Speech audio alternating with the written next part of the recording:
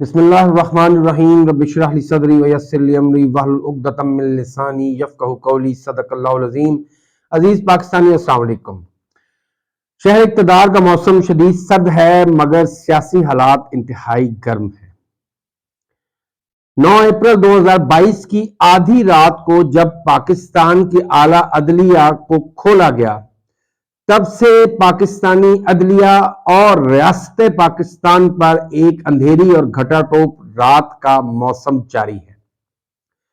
12 دسمبر کی رات 11 بجے کے بعد سپریم کورٹ کے جج مظاہر علی اکبر نقوی کو ایک نوٹس سرو کیا گیا کہ 14 دسمبر کو سپریم جوڈیشل کونسل کی کارروائی کی جائے گی۔ اس سے پہلے 11 دسمبر کو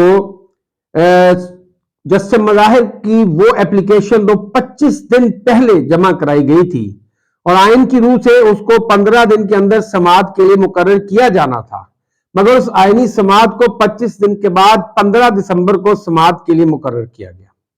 مگر اس سے پہلے سپریم جوڈیشل کونسل، جس میں سردار طارق مسعود، جسٹس طارق افغان اور جسٹس قاضی فائز عیسیٰ جیسے متنازع کردار ہیں، جن کا جسٹس مظاہر علی اکبر نقوی سے ذاتی عناد روز روشن کی طرح عیاں ہے، وہ سپریم جوڈیشل کونسل خود کو سپریم کورٹ سے بالا تر ثابت کر رہی ہے، آئین سے بالا تر ثابت کر رہی ہے۔ جسٹس مظاہر علی اکبر نقوی کو جب یہ رات کے 11 بجے کے بعد نوٹس سرو کیا گیا تو انہوں نے اگلی صبح سپریم کورٹ کے تمام ججز کو ایک اوپن خط لکھا جو اب عوام کی دسترس میں بھی ہے۔ اس میں انہوں نے جسٹس قاضی فائز عیسیٰ کے معاملات پر بہت سے سنگین سوالات اٹھائے ہیں۔ جسٹس مظاہر علی اکبر نقوی نے کہا کہ اگر جسٹس قاضی فائز عیسیٰ اپنے اور اپنی بیوی کے وہ اثاثے جو ظاہر نہیں کیے گئے ان کے بارے میں جواب دہ نہیں ہو سکتے تو یہ کیوں کر ممکن ہے کہ میں یعنی کہ جسٹس مظاہر اپنے ان اثاثوں کے بارے میں ایف بی آر کو جواب دہ ہوں جو کہ میں اپنے گوشواروں میں ظاہر کر چکا ہوں۔ جسٹس مظاہر علی اکبر نقوی نے کہا کہ جب قاضی فائز عیسیٰ صاحب کے بینچ میں ان ججز کو ہٹا دیا گیا جن سے ان کو مسائل تھے تو آخر میرے بارے میں یہ ذاتی عناد کیوں کیا جا رہا ہے؟ قاضی فائز عیسیٰ جب سے سپریم کورٹ کے چیف جسٹس بنے ہیں نہ صرف سپریم کورٹ کی حیثیت منازع ہوتی جا رہی ہے بلکہ قاضی فائز عیسیٰ صاحب بذات خود اس وقت جسٹس مولوی مشتاق اور جسٹس منیر کی صف میں کھڑے ہو چکے ہیں۔ بلکہ کچھ سمجھدار لوگ تو یہ کہتے ہیں کہ آنے والے وقت میں آپ جسٹس مشتاق اور جسٹس منیر کو قاضی فائز عیسیٰ صاحب کے سامنے پانی بھرتا ہوا دیکھیں گے، معصوم پائیں گے۔ بہرحال عدلیہ پر جو اندھیری رات ہے اس کا سلسلہ یہی نہیں رکتا۔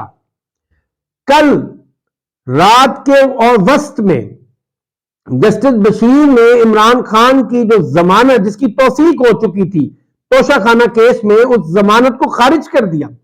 اور عمران خان پر گرفتاری ڈال دی گئی ہے،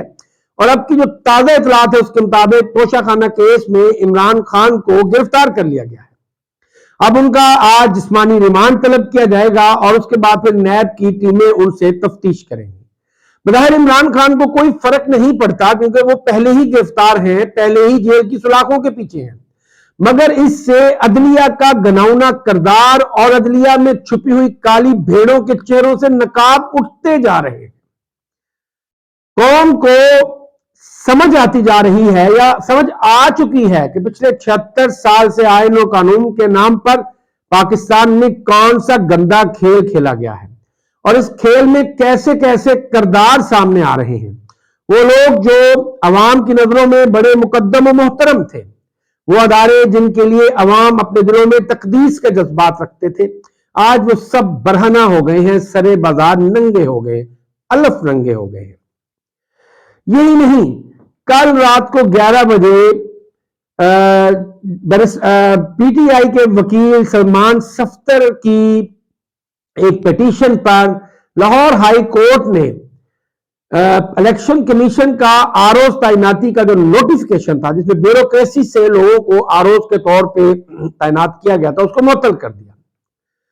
پی ٹی آئی کے سیدھے سادے کارکن اس پر خوشیاں مناتے رہے اور انہوں نے کہا کہ پی ٹی آئی کی بہت بڑی فتح ہے، مگر حقیقت یہ ہے کہ مجھے اس میں ایک سازش کی بو آ رہی ہے، اور وہ سازش یہ ہے کہ کیسے ایسے حالات کو جنم دیا جائے اور ان کو قدرتی شکل دی جائے کہ جن کی روح سے انتخابات کو مؤخر کیا جا سکے۔ میں اپنے ناظرین کو بتاتا چلوں کہ جیسے اسلام آباد ہائی کورٹ میں جسٹس عامر فاروق ہیں اور سپریم کورٹ میں جسٹس طارق مسعود، سردار طارق، جسٹس امین، جسٹس اظہر حسن رضوی، جسٹس مندوخیل اور جسٹس قاضی فائز عیسیٰ ہیں، اسی طرح جسٹس باقر نجفی بھی اور جسٹس نیلم، میں نام لے کے بتا رہا ہوں، یہ لاہور ہائی کورٹ کے ایک ایسے کردار ہیں جن میں بہت سی مماثلتیں ہیں، اور ان میں سب سے بڑی مماثلت یہ ہے کہ ان کا ہر قدم عمران خان کے خلاف اور عمران خان مخالف قوتوں کے حق میں ثابت ہوتا ہے۔ جسٹس باقر نجفی جو بھی کرتے ہیں، اور ابھی 2 ہی دن پہلے ہم نے خدیجہ شاہ کا معاملہ بھی دیکھا کہ کس طریقے سے جسٹس باقر نجفی نے 26-27 دن تک ان کے ایم پی او کو نہ صرف جاری رہنے کے لیے قانونی جواز مہیا کیا، اور جب اس کا ایم پی او کو واپس لیا گیا تو ساتھ ہی کوئٹہ کی پولیس نے آ کے ان کو گرفتار کر لیا، اور اس کو بھی یاد رکھے گا جسٹس باقر نجفی نے اس کو کور مہیا کیا۔ تو اس وقت پاکستانی قوم کو ان چند کرداروں کو اپنے ذہن میں رکھنا چاہیے، جہاں پر ان کا نام آئے، جہاں پر ان کی عدالت آئے تو سمجھ لیں کہ دال میں کالا ہے۔ بہرحال میں سمجھتا ہوں کہ پی ٹی آئی والوں کو اس پہ خوش ہونے کی ضرورت نہیں ہے، اور آنے والے دنوں میں آپ دیکھیں گے کہ کیسے انتخابات سے فرار کی راہ ڈھونڈی جا رہی ہے۔ اور اس میں مولانا فضل الرحمان کا آج سے 2 دن قبل عاصمہ شرازی کو دیا گیا انٹرویو آپ کے سامنے ہے۔ مولانا فضل الرحمان نے نہایت ہی بوسیدہ اور بے شرمانہ توجیحات دی۔ انہوں نے کہا کہ جی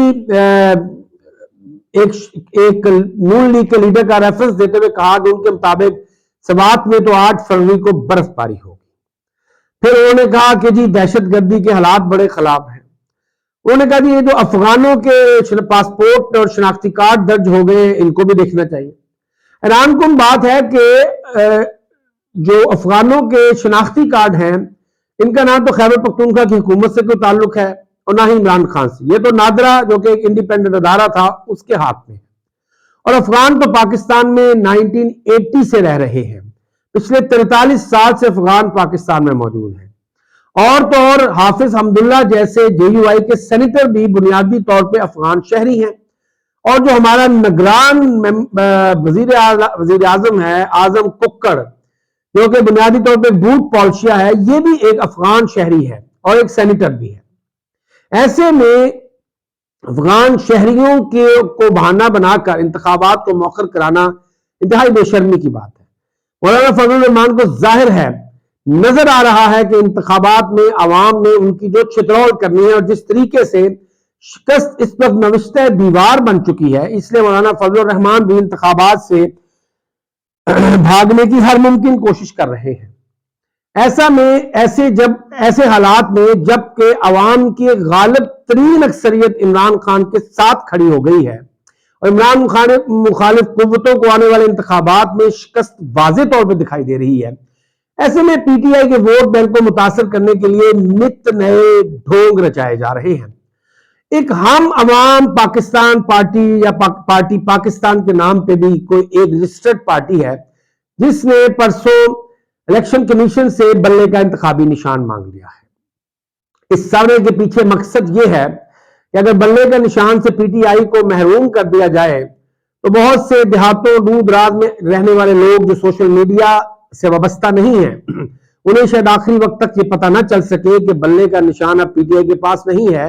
اور وہ بے دھیانی میں یا غلطی سے بلے کے نشان پر مہر لگا دیں، اور یوں ہم عوام پاکستان پارٹی کو جو بھی ووٹ پڑیں گے وہ بھی پی ٹی آئی کے ووٹ ضائع ہوں گے۔ حقیقت تو یہ ہے کہ بلے کا نشان پی ٹی آئی سے چھیننے کی صورت میں سمجھتا ہوں کہ عوام کی پی ٹی آئی سے محبت میں اور وابستگی میں مزید اضافہ ہوگا،